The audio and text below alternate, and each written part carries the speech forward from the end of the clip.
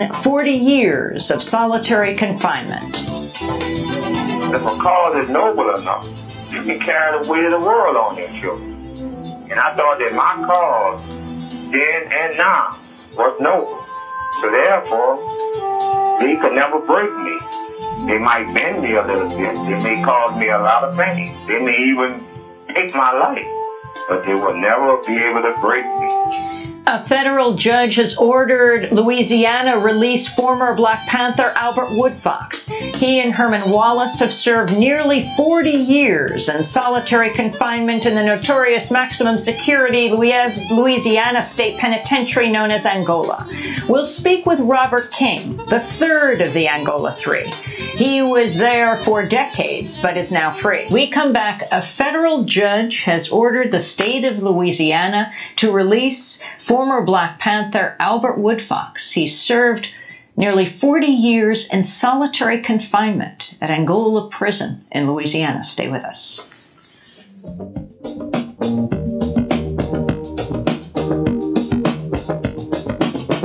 I've been painted a picture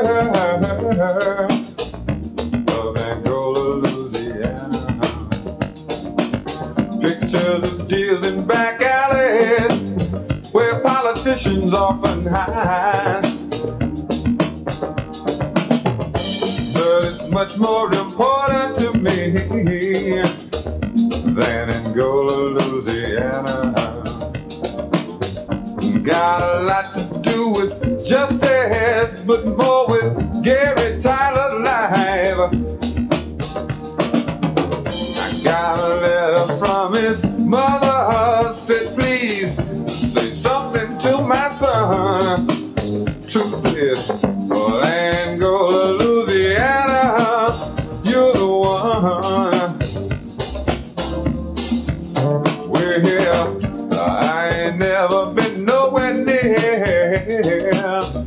Angola, Louisiana.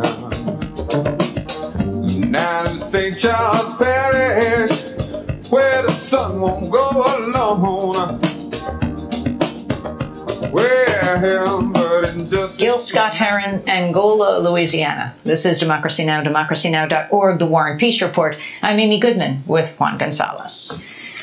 We turn now to the case of Albert Woodfox, who has been in solitary confinement for 40 years. That's right, 40 years. Most of that time locked up in the notorious maximum security Louisiana State Penitentiary known as Angola.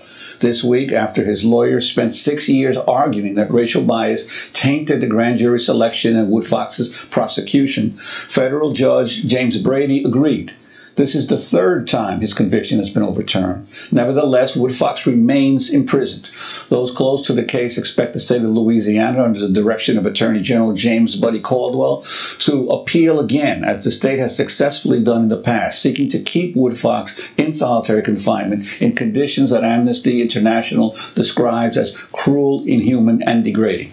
Albert Woodfox is one of the Angola Three. Angola, the sprawling prison complex with 5,000 prisoners and 1,800 employees, is in rural Louisiana on the site of a former slave plantation, getting its name from the African country of origin of many of those slaves. It still exists as a forced labor camp. Woodfox and fellow prisoner Herman Wallace were in Angola for lesser crimes when implicated in the prison murder of a guard in 1972. Woodfox and Wallace founded the Angola chapter of the Black Panther Party in 1971 and were engaged in organizing against segregation, inhumane working conditions, systematic rape, and sexual slavery inflicted on many imprisoned in Angola. This is a clip of Albert Woodfox speaking in his own words on a prison payphone in the new documentary In the Land of the Free. If a cause is noble enough, you can carry the weight of the world on your shoulders. And I thought that my cause, then and now, was noble. So therefore, they could never break me. They might bend me a little bit. They may cause me a lot of pain. They may even take my life. But they will never be able to break me. Albert Woodfox in prison. For more on this major new development in Albert Woodfox's case, we're joined by Robert King, the only freed member of the so-called Angola Three.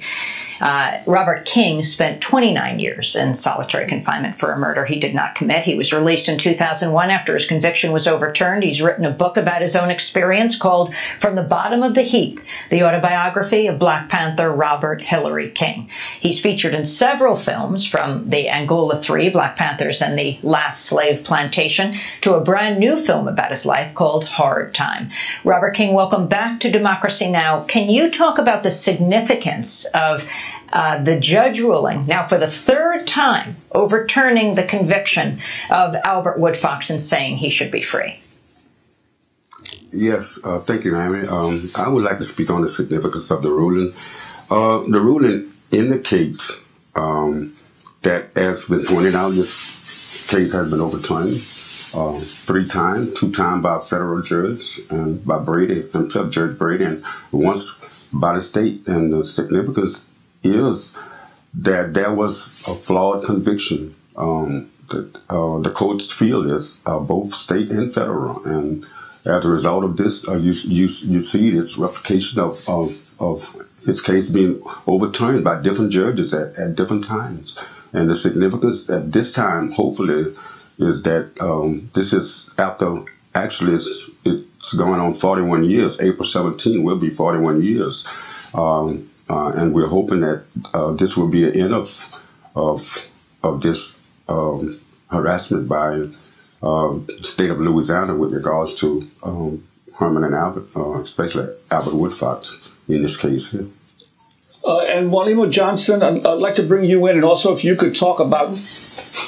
Oh, I'm sorry, we don't have him ready yet. Well, I can hear you. Can you hear me? Yes, I can hear you. Okay. Well, the nearest town to Angola is St. Francisville. That's where Albert Woodfox and Herman Wallace were committed for trial by a grand jury in May of 1972. At the time, the local population was still grieving the murder of prison guard Brent Miller. This is a clip from the documentary In the Land of the Free of Herman Wallace's sister, Vicki Wallace, describing that moment. We went to court. That's when Herman asked the judge, "Can I ask you a question?" He said, "Yes."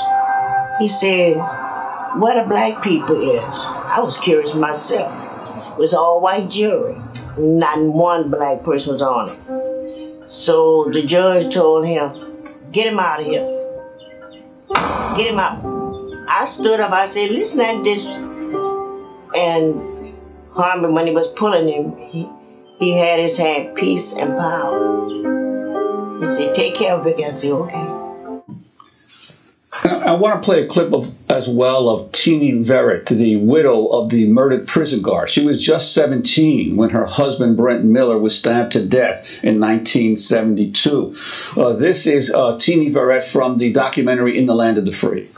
I've been living this for 36 years. There's not a year that goes by that I don't have to relive this. It just keeps going and going. And then these men, I mean, if they did not do this, and I believe that they didn't, they have been living a nightmare for 36 years. And I think we now have Walimo Johnson, a longtime member of the Angola 3 support team and the International Coalition to Free the Angola 3. Welcome to Democracy Now! And I'd like to ask you first your reaction to the court decision, and also if you could tell us a little bit about the specifics as to why the judge decided to overturn the conviction again. Well, my immediate reaction was not one of surprise, because for years, Federal Judge Brady in Baton Rouge, Louisiana, made it clear that he intended to respect the law. And the state has opposed everything that the defense has presented, in spite of the fact that there's no tangible evidence to connect these men with the murder. And the Attorney General of Louisiana has taken this personally, and he's concerned about his political career. So I expect some type of reaction from his office, whatever that might be. Hopefully it won't take long to correct the problem.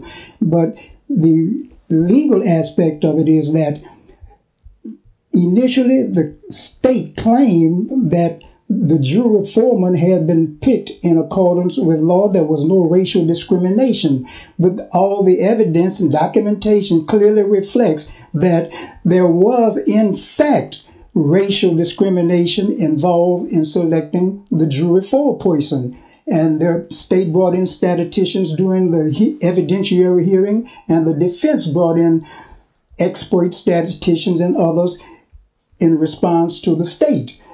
And evidently, Judge Brady accepted the defense's argument because he did give a favorable ruling, which, as King stated, was the third favorable ruling that Albert Woodfox has received. This is the third time that his conviction has been reversed. So it's clear that it's not a question of law. It's a question of who can sway the general public. And we're in a racist society in general, and particularly here in the judicial system in Louisiana. So this was more or less tantamount to a legal lynching. I want to play a clip of Albert Woodfox speaking from prison on a telephone line. This is a recording that was also featured in the documentary In the Land of the Free. Our primary objective is equality. That is what we are struggling for, and we are actually fighting for our freedom. We are fighting for the people to understand that we will... This call originates from a Louisiana correctional facility and may be recorded or monitored. That we were fighting for murder, that we are totally and completely and actually innocent. You have 15 seconds left on this call. Let me call you back. That was Albert Woodfox in prison. He's been in solitary for nearly 40 years. 3 times his case has been overturned, but he remains in prison. Robert King, the previous Attorney General of Louisiana, was the prosecutor in the case. Is that right? How is it possible that Albert Woodfox and actually Herman Wallace, 2 of the Angola 3, you're the third, have spent almost 40 years in solitary? You were there for, what, almost 30 years. Describe what it's like. Well, it being in solitary confinement is dehumanizing. It is awesome. It is awful. You're locked in a cell 23 hours a day, sometimes 24. You're in a 6x9 by 12. That was my experience. Everywhere you went shackled, you were handcuffed. Of course, the law may have decreed, the courts may have decreed, or the administration may have decreed that you get an hour on a till. This wasn't set in stone. A lot of time, you did not even get an hour out of your cell. You was there in your cell for 24 hours because if they declared a security day, they wanted to come through and shake down and harass a lot of people. They came through and they just abolished that day for yard or for anyone taking a shower. So it was you was in the cell, you was fed, under a door, there were food slots. They would put the food in the slots. Sometimes they would steal. We had protests against their putting our food trays on the floor, and they cut the slots. But nevertheless, sometimes they would still come by even after the slots were cut. So you lived in an environment that considered you subhuman. You were in Angola at that time, and you were considered the worst of the worst, despite the fact that all evidence of the fact that you were there legally, the fact that there were other evidence that may point to your innocence, it doesn't matter. You are treated like you are inhuman, and you are treated like a slave in Angola, and especially if you were in solitary confinement. So solitary confinement was not a beautiful thing at all. I saw people come in that environment, openly outspoken, and I saw them after a few moments, they become subdued, they withdraw themselves, they go into some type of regression, and then they are subjected to the worst of the worst, because then there's a misinterpretation of what is happening with this particular prisoner, that this prisoner needs to be doped up with some type of psychotropic drugs, and this is what is happening. A lot of people in that end up in solitary confinement also end up on the psychiatric ward in Angola or some other institution that they might send them to. Robert King, you all three were members of the Black Panther Party. It wasn't a year later that Wallace and Woodfox were convicted of killing a prison guard. You hear even Teenie Verrett, the widow of the guard, questioning whether in fact they were guilty. The significance of what you did within the prison, the organizing as a Black Panther. Well, we think this because, you know, I entered the prison, you know, some months after Herman and Albert, and they placed me in solitary confinement, the same area in which they had placed Albert and Herman. And we felt the need to organize because, after all, we had considered ourselves victims, not helpless victims, but we were victims, and we understood that the reason why we were being prosecuted or persecuted, and I know this is the reason why I was being placed in the cell, because I was a member of the Black Panther Party. So I think it was incumbent upon us to try to change some of the strategy and the tactics of the state in which they utilized rules and means and the legal means to further dehumanize people. So we engaged in some protests. We just tried to educate some of our former prisoners about what was going on, and it was again incumbent upon us to not see ourselves, to see ourselves as victim, but not helpless victims. We wanted to do something about this, and this is why we established the teaching that we did, and this is why I joined Herman and Albert.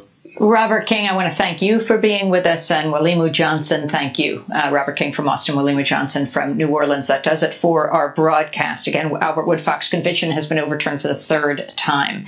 You can go to our website at Democracy Now! For more information.